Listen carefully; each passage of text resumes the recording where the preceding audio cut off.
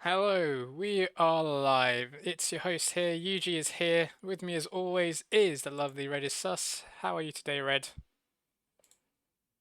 Yeah, it's all right. Going okay. Nice weather for once. Nice and sunny. I was also playing a bit of that Absolute Drift game that you absolutely love. Oh, yes, Absolute Drift, which I definitely did not rant and rage out at a few days ago. How are you finding that? I mean, you're a better, I think you're slightly better racing game um, person than I am. Have you managed to get anywhere with that? Like, I'm impressed that you managed to keep a cool head during that game because I could not. I was just like, nope, I could not handle that game. I think it's all a matter of perspective. Because obviously it's very frustrating when you can't reach the targets, but if you just approach it as like, I want to get a good drift going, it's more like palatable, I guess. But yeah, doing okay, but not gonna claim I'm actually any good at it. Cool. And with that, let's head on into it, I guess. So, like we actually had last week, we talked about a bit about there were some car launches. McLaren and AlphaTauri had their car launches. This week, and Alfa Romeo and I forget their name now. Red Bull. Red Red Bull. Bull. That's it. Red Bull had their car launches. So, um, we'll check out Alfa Romeo's first because I think there's less to talk about here. Um, I mean, there's basically not very much to talk about it for either of them. I just feel like out of kind of duty, we have to mention them because we're in this F1 car launch season, but really, there's not really much to say. yeah, there's no real livery changes here. I No, think that actually, I thought with this one, didn't they invert the top and bottom? Because I it was was red going to on the say top. it does seem slightly different. I think you're right. Red and white have been inverted. I don't know if Orlan was that a sponsor before for Alfa Romeo? That seems new, It or doesn't ring. Yeah, it doesn't ring a bell. Although I can't say I've spent much time looking at the alphas last they year. were kind of at the back of the grid last year. No one really paid much They were attention to them. exactly. They were never on screen. So yeah. Yeah, I don't really spot in it. I'm not as eagle-eyed as you. I haven't really, I can't really spot if there's anything new on the car. Doesn't seem to be. Seems to be just last year's spec with slightly Yeah, updated. so I couldn't like out of the blue, but I did watch a video, and in that one, they said that the front nose is a little bit different. So as a little bit of context, F1 teams are allowed 2 tokens to spend towards changing one specific part of the car. With McLaren, it was uh, putting in the Mercedes engine, replacing the Renault. But with Alfa Romeo, apparently they spent it on this new nose. Um, but I mean, looking at it, no one would really tell the difference. It's Yeah, a little bit narrower, I think. But I think that's the only thing I could say is that it's slightly narrower, but I'm not sure if that's because of the black lines running down around down and making it look narrower. But yeah, they spent 2 tokens on paint, 2 bits of paint. Yeah, yeah, uh, yeah. I think that's enough of Alfa Romeo. It's not really much to yeah, say. The other one is, of yeah. course, the Red I guess Bull. the only thing to say is that like not related to this launch, but really the key thing with Alfa Romeo this year is how good the Ferrari power unit is going to be. Because it feels like they've got an okay car, but it was definitely held back by the rubbish engine last year, I mean, last year which they also did all held back right. the A team. Um, yeah, I mean, the times last year where they actually outperformed Ferrari, I thought like it was. We joked about it during races, like, oh, for Alfa Romeo, are actually the A team and Ferrari are the B team. Yeah, yeah, that's funny. B team, Yeah. Ferrari. All right, Red Bull. So I get typical Red Bull livery. They've only done these two shots, I believe. I think one thing that you pointed out to me is the fact that it is actually Honda on the back, on the rear wing now, rather than the Aston Martin logo. Yeah, that. So again, carrying on with the theme of boring car launches, that seems to be the biggest talking point of this particular car launch. So yeah, I think on the I can't remember the top surface of the rear wing what was written there, but definitely on the back, On the like the yeah. bottom surface of the rear wing, it used to be a very there used to be a very prominent Aston Martin logo. But now since Aston Martin have their own racing team, clearly that had to go, and they've gone with Honda, which I personally would have found a very weird choice.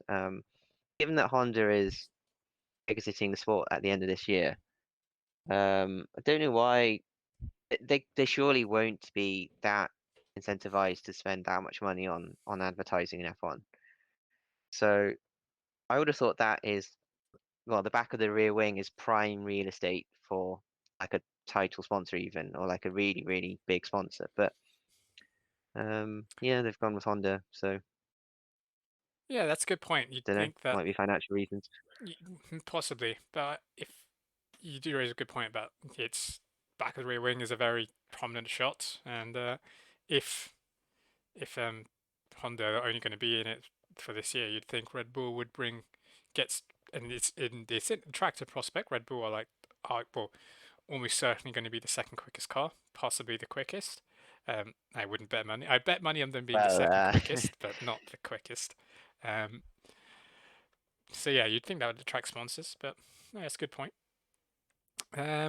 In terms of other F1 news, I mean, Ferrari did have a launch, if you could call it that. It was a what is called a team launch, where it was just introducing the team, as if we didn't know already that Carlos Sainz and Charles Leclerc are driving for Ferrari this year. They are in fact definitely driving for the team this year. So Ferrari are continuing their trend of being just the odd team in F1. I think just who knows what's going on with the historical red team this year. And I think the actual car launch is going to be in end of March sometime. But I've never heard of a it team doing a makes team launch before. I mean, I'm not even bringing up any photos of it because it was literally just Charles Leclerc and Carlos Sainz. it So makes no sense, right? If it was a brand new team, then maybe you'd want a little bit of publicity about your brand new F1 challenger kind of thing. But Ferrari are, I think, quite literally the oldest team in F1, so I don't think anyone's surprised that they're racing this year. Um, yeah, yeah. it's I just what think the hell? Haas might Why have even done a spend the money or the time on yeah, this? yeah, yeah. I think Haas did a well. No, even when Haas first came in, it was the first thing was their car launch with Kevin Magnussen and Roman. It was like that, and Gunter and the team, but it was still the car was it was there, so you could characterize it as a team launch, but it was still the car was still present. It's just very odd from Ferrari, and Car is such an important part of F1 that it just feels really odd to not have it as part of a launch. Is yeah, it's very odd. It's not part of the launch. Well, yeah. I don't know if you could even call it a launch. That's why I don't really have anything to say. I don't really have any pictures to pull up or anything, any sites to pull up over it, because I don't really classify it as a launch. We don't want to pollute our stream with that nonsense. Exactly. Right. Um, with that, I think it is actually time for story time. You have a new story for us today, Red. Indeed, yeah. I was actually looking at this graphic the other day and I was thinking I should really get it and like Photoshop reds in front of that. But anyway, just in case that one day you want to do story time, Yeah, I well, won't I'll well, refrain from doing that. hold on, I may even be able to do that. Well, while you do that, I may even be able to update this on the fly. Let's Oh, see if I can. But go ahead with your. yeah, okay. Well, the story today is gonna be on well, kind of four-wheel drive. The origins of four-wheel drive. So in the previous episode, we kind of well, when we're talking about the two-wheel drive Porsche Taycan, we kind of questioned what, what is the point of four-wheel drive on a vehicle like that, and also kind of electric vehicles in general. And then that kind of led me to think, it would be quite interesting to find out kind of where this idea came from, why we have four-wheel drive in performance on on-road vehicles. And that's naturally led to the legendary Audi Quattro, subject of their story. So it's the first ever sports car with permanent four-wheel drive, and it debuted at the 1980 Geneva Motor Show. Okay, so Yuji, a question. How would you describe Audi's reputation these days? Like, where would you rank them? I think that they're premier. I would say they're the along with BMW, Mercedes, they're the premier German brand of slight luxury sedan cars is how I would describe Audis. I think that's pretty fair. Yeah, yeah, I'd say that's fair, and I'd agree. It's kind of definitely quite good, but maybe, not quite the prestige of a BMW or a Mercedes, but kind of very highly Yeah, I would say respected. I would probably rank them as Mercedes, BMW, Audi. That's probably how I would rank them in a tier list. Yeah, yeah, I think most people would do that. But the point I'm getting at is it's still pretty good. Mercedes and BMW are quite kind of well-respected brands that people really love. So getting anywhere near them is pretty good. Yeah, I But think most people basically, would have an Audi over like a Ford. yeah, It's in indeed. Europe especially. I can't necessarily say for America, but definitely in Europe. Yeah. But anyway, the point I'm trying to get at is for the 1980s, Audi were not where they are now. Um, they really weren't that well known, and they didn't have any kind of, not any, but they didn't have very many kind of well-known cars or, very much brand recognition. So they wanted to boost that image. And what do you do when you want to boost your image when you're a car manufacturer? Go racing. So they wanted to go racing, and the one they went for was rallying. Now, you might have heard of Colin McRae as a person, but Yeah, especially if you're rallying into kind of games. There was the Colin McRae's Rally series. indeed. So if you're a gamer or whatever, you might have heard about rallying. But if you're not, rallying is really not very well known. Even in kind of the realms of motorsport, it's not particularly kind of flashy or like talked about kind of discipline. So as a bit of background, so what they do is they go to a random country, they close off some country roads, and they just essentially race them as time trials. And whatever condition those roads are in, that's what they race on. So gravel, mud, in the snow, in the rain, on the edge of cliffs, with ice, through puddles, next to ditches, like meters away from trees, through forests, over jumps, you name it. Just any kind of countryside thing you can think of, they will do it. They're absolutely insane, in my opinion. Um, the other reason why well, not the other reason, I think the main reason why it's not particularly popular is that it's not very televised, especially here in the UK. I remember kind of watching highlights on Channel 4 at like odd hours, you know, 3 or 4 weeks after the actual event and things like this, but generally you can't spot it on TV. And like even if it was on TV, you can think of it as a very difficult sport to televise because you've got miles and miles of country roads. How it's impossible to line all of them with cameras, and you can get a helicopter to cover one or two of the cars, but you can't kind of have it hovering back and forth and doing all this stuff. Um, It's not so clean like yeah, it's circuit racing, for instance. yeah, it's difficult to kind of televise. And then for the same reason, I guess, there are very, very few safety features. You don't get any kind of barriers unless they happen to be some, but generally speaking, no barriers are put in place. There are no tire walls. There are no gravel traps. There are no kind of yeah, Well, like you said, they're marshal country posts, roads, anything so like this. yeah, they're Yeah, not designed for with safety, well, high speeds racing in mind. yeah, weren't designed for anything in mind except for getting to A to B, maybe. But yeah, so anyway, this is the sport that Audi decided that they wanted to shake up. And in all of these cases, they needed some lateral thinking. So at the time, four-wheel drive wasn't a completely novel idea. In fact, the governing body of rallying made it legal in 1979, but as of like 1980s, early 1980s, no one had adopted it. And the reason is kind of unclear here. I couldn't really find any solid reasons to why people didn't do it. I guess it's one of those things where in hindsight, it's very easy to look at it and think, well, duh. But kind of at the time, people were kind of entrenched in their old ways and they just didn't really spot it. And also, there are a lot of complexities involved in developing such a system. And I guess people weren't convinced that they could make it reliable enough or they could make it kind of performant enough. So yeah, no one adopted it.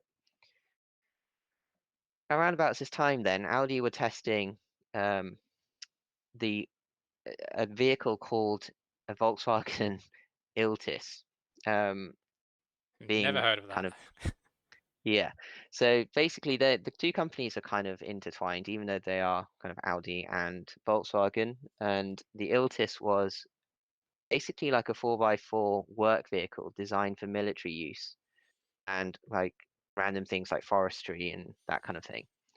But they were testing this in Norway where it snows a lot, and they realized that it was just absolutely unstoppable in the snow compared to kind of regular vehicles. And they wanted a car that could do the same thing. So they then took their kind of car at the time, an Audi 80.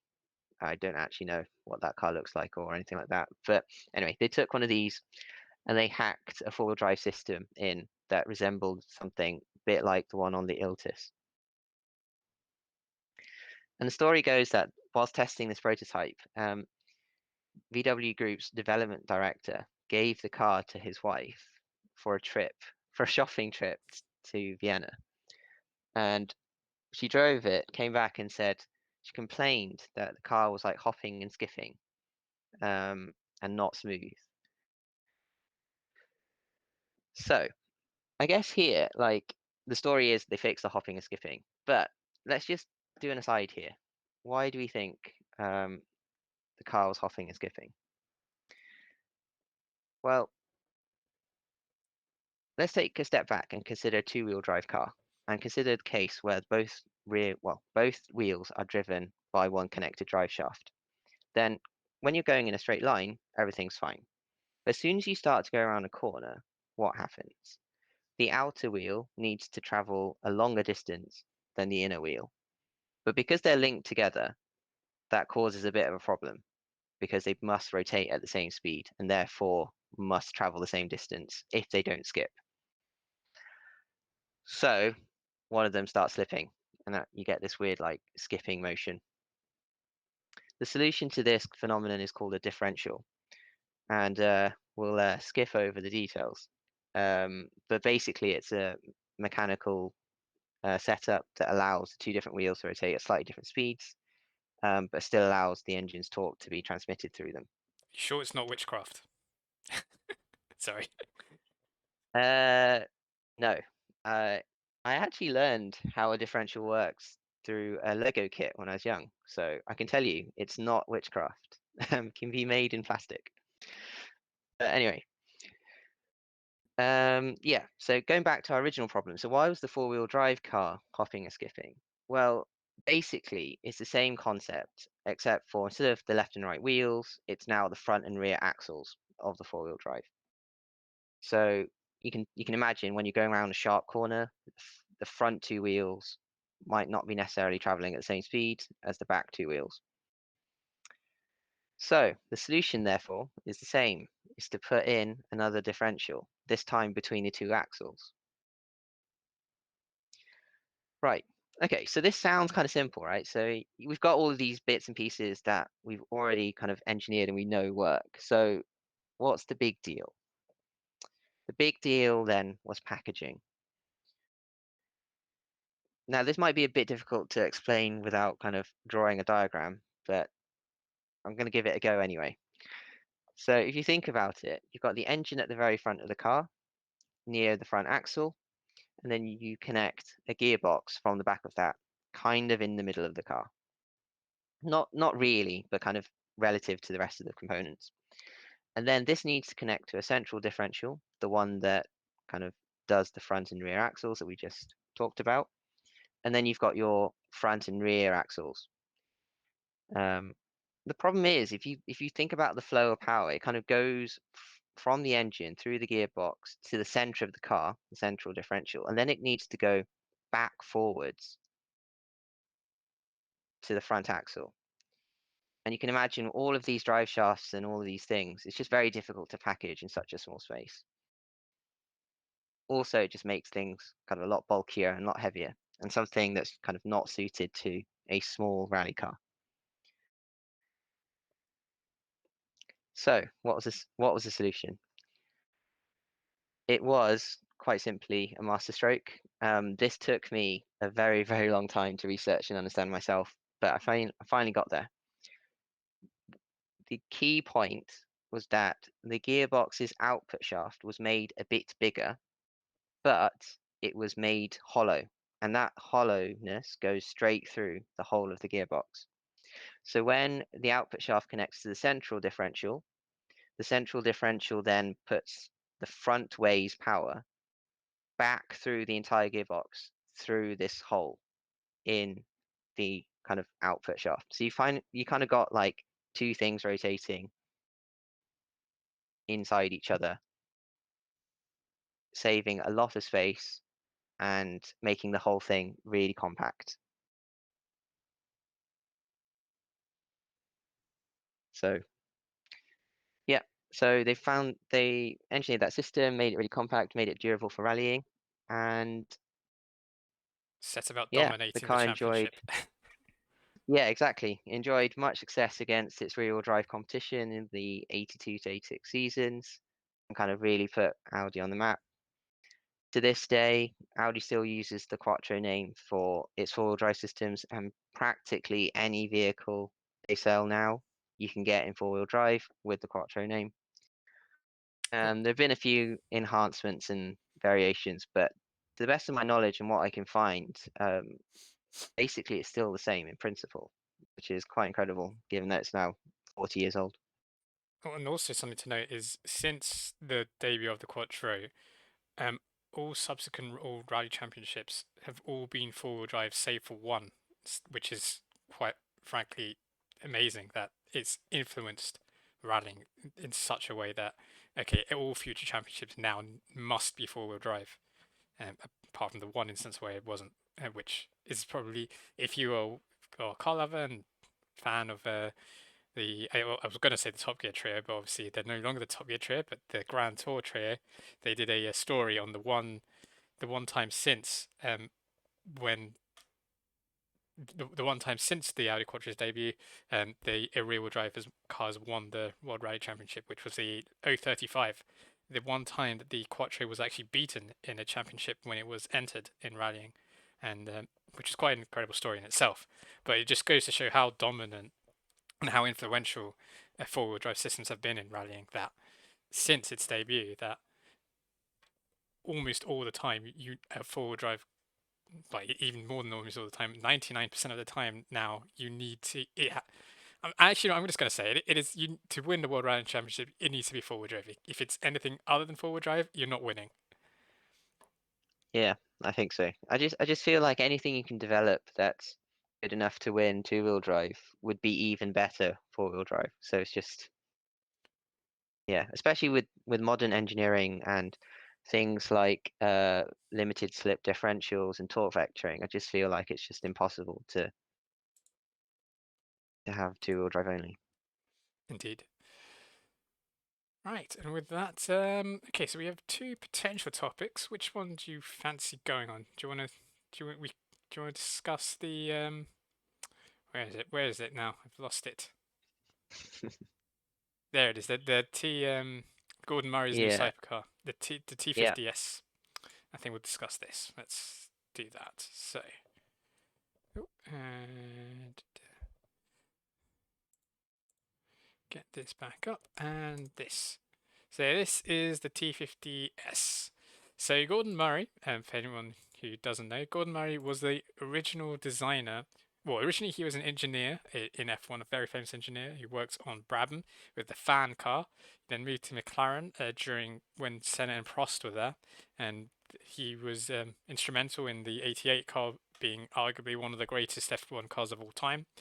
And then after that, he went on and became a production car driver and designer, and designed arguably the greatest production road car with McLaren F1. And the T50 is his spiritual successor to the F1, and this T50S is the spiritual successor to the F1 LM.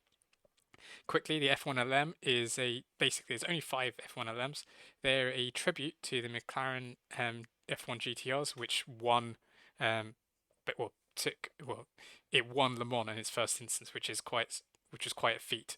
The F1, of course, is not a race car; it was a road car first.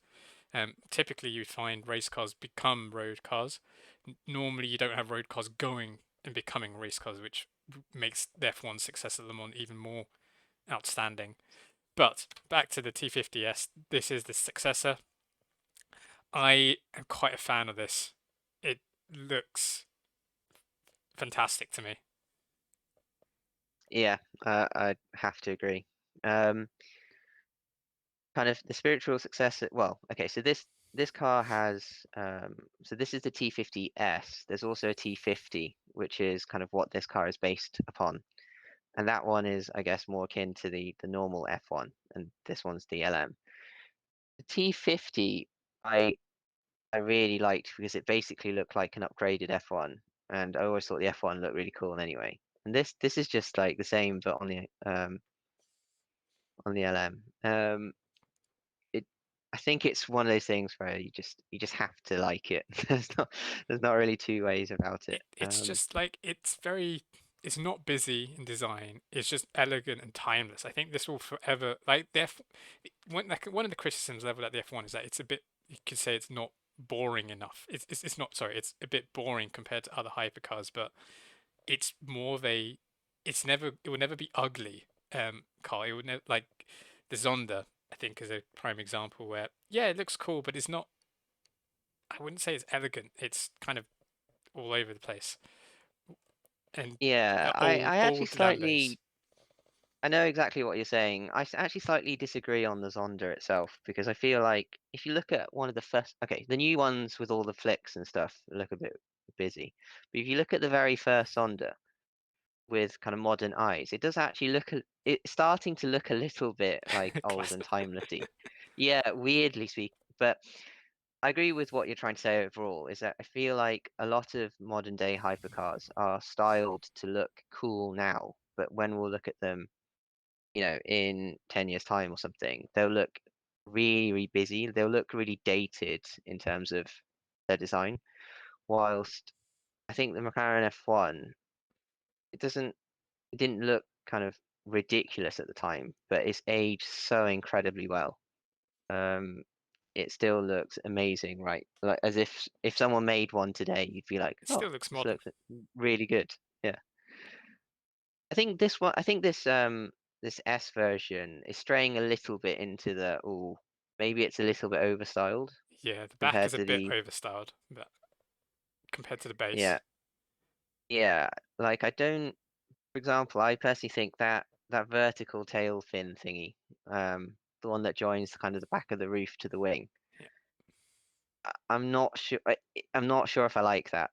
Um Yeah, I'm not sure what's the. I'm sure there is some aerodynamic purpose to it, but it doesn't yeah, it so doesn't look as nice to me. generally speaking those fins are for kind of yaw stability.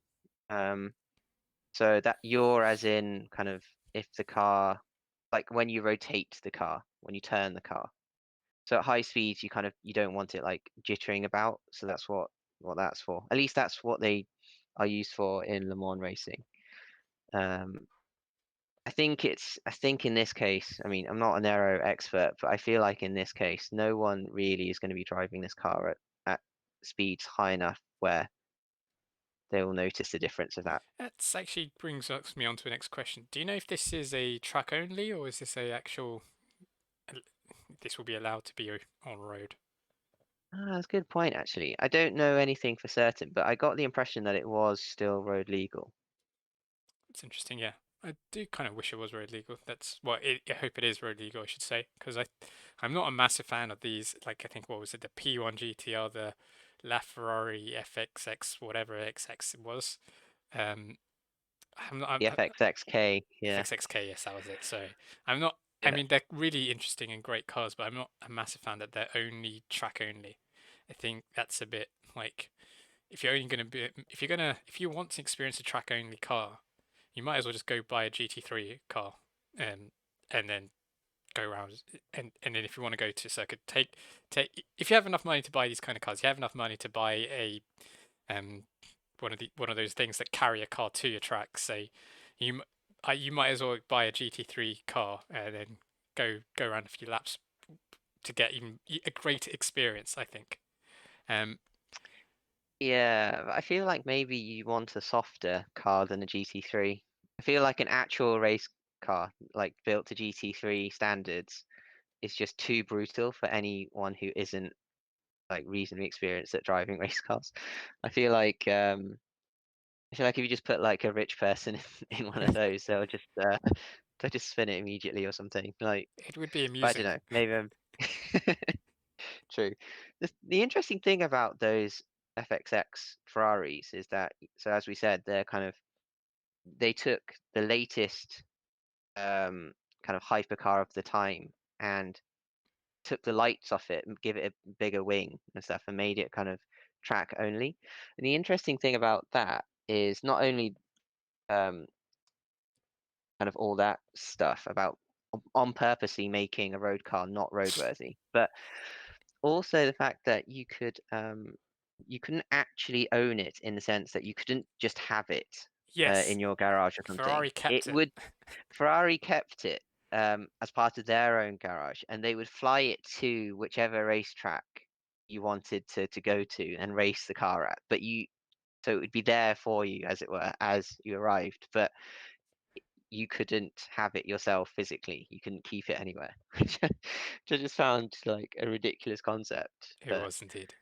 anyway, Anyway, back to the T50S. So speaking of steering wheels, I so am back follow up to our previous episodes where we talked about Tesla steering wheel and I forget which car we talked about. I think was it McLaren Sabre steering wheel or whichever. it was the AMG It was the one, AMG. Yes. Project Oh One yes, it's thing. the AMG one with that steering wheel. Good, well remembered. Yeah, we have the T50S steering wheel, which is very bare Nice. bones and nice. I do like this. It's very cool. I think it is very cool. I like this a lot. It's I'm now looking at this, and it looks like there's no space whatsoever for an airbag. I was gonna So say this. I don't know if how does this comply with safety standards? yeah, so either this isn't road legal and we've got it wrong, or there's some kind of weird exemption for hypercars. Because you know all those like pedestrian safety rules about like how high the bonnet must be, Yeah, blah blah. Clearly, like all of these sports cars and hypercars don't conform to those rules. They're like really sharp at the front and whatever. So there must be some kind of exemption for performance cars. And I was wondering whether maybe even the airbag is included in those. it's an But interesting point. otherwise, yeah, this doesn't look like a Yeah, road legal car. I do like the on the right hand side. You have it's very fighter jet esque with the switches and knobs on the right rather than them being on the stick well in the stalks or steering on this behind the steering wheel. There are apart from the gear levers, there are no stalks on this. Right, it's all the like your indicator stalk is actually a switch on the right over here. That is mental. Your lights are But these. it does have indicators though, so that makes you think that It does maybe have it is indicators, legal. so yeah. I mean, why would you have indicators on a non-road legal car? Yeah. Something cool about cool switches. I think like someone reviewed a Zonda once and said that the switches were really cool because they were like click up toggle switches Yeah, like this. it's this retro kind of cool feel to them. I like it a lot. Yeah, it's also like it gives the impression of function over form, which Yeah, is something that appeals to me personally. indeed. Right, let's just flick through. Just for anyone who's new and doesn't know what and hasn't not who's never heard of a T50 before and wondering what the hell is this massive thing in the back, this is a fan. So Gordon Murray was when he was at Brabham, he designed an F1 car that had a gigantic, huge fan at the back. He claimed it was for cooling. This was a complete and utter lie. The fan was for actually creating ground effects, which is to do with aerodynamics and basically increased aerodynamic grip during high-speed corners. It was swiftly outlawed. Pretty much, it raced one the car. I think raced one race before the FIA clamped down and said you can't have this huge fan at the back for doing the air quotes thing for safety reasons. The idea was that the FIA claimed that it was actually pulling rocks and stones into the car and shooting them out to the following cars. But realistically, the reason was because other teams complained that this was creating too much downforce and giving them a huge advantage, which it did. It was, I think, the car won the race and lapped almost every other car. So it was a great novel idea. And actually, this is the first time it's going to be on a production car. Murray himself has said that the size of the fan itself doesn't actually contribute that much aero. Doesn't actually contribute that much aero to the car because it's mainly the rear wings, the wings and spoilers and diffusers that actually do the most of the aero work, and the fan itself is just a tribute to his original Brabham fan car. But yeah, that is Yeah, the reason why we've got a fan at the back here. yeah. So I think in these T50s, the fan does work, but it doesn't use the same principle as the one you just mentioned in Yeah, the F1 car. So the F1 car one kind of literally sucked air from the bottom of the car to produce negative pressure, I think. So like vacuuming it to the floor in a sense. This one, I think, I can't remember exactly how it works now, but basically the fan you can tell it to work in different modes, which basically affect how the diffuser tunnels work. So there's a mode where it turns on a specific way to increase um, the expansion in those diffuser tunnels seen beneath, which produces more downforce. There's also another one where it turns um, the opposite way, I think, and then creates like a weird pressure zone behind the car, which basically smooths out the wake from the back of the car. And he said that this basically equates to making the car, I think, half a meter longer or something in terms of kind of smoothing out stuff. So for that, just that kind of just reduces a bit of drag and without the additional kind of size and bulk of actually making the car longer. yeah, and just checking through some of the other angles, it's very reminiscent of the LM, really. Big rear wing. Yeah, here's a better view of the two diffusers Red was talking about, these big diffuser tunnels. Yeah, I think, and with that, I think well, we've hit 38 minutes, so that's not as always, we've never we've always gone over our 30-minute time limit, but I think with that, I think it's time to call it a day, and as always, thank you very much for watching. Anything you want to plug before we head off, Red? No, I'm good. Sweet. Okay. Right. And with that, let me just get the reel up. Do my usual outro. Right. As always, if you like what you see, subscribe to the MG Clan on YouTube to catch up on the things. Follow me on Twitch. If you haven't, why not? Um, rather than if you followed me on Twitch, you can get the whole you can get the notifications of when we're going live, and you can also watch me raging at games sometimes. And while you followed me on Twitch, follow Ancient Jedi One for actual good gameplay, not some useless gamer like me. And while you're there, follow Dark Lord Samuel for Zelda Let's Play. Thank you very much for watching. Yuji is no longer here.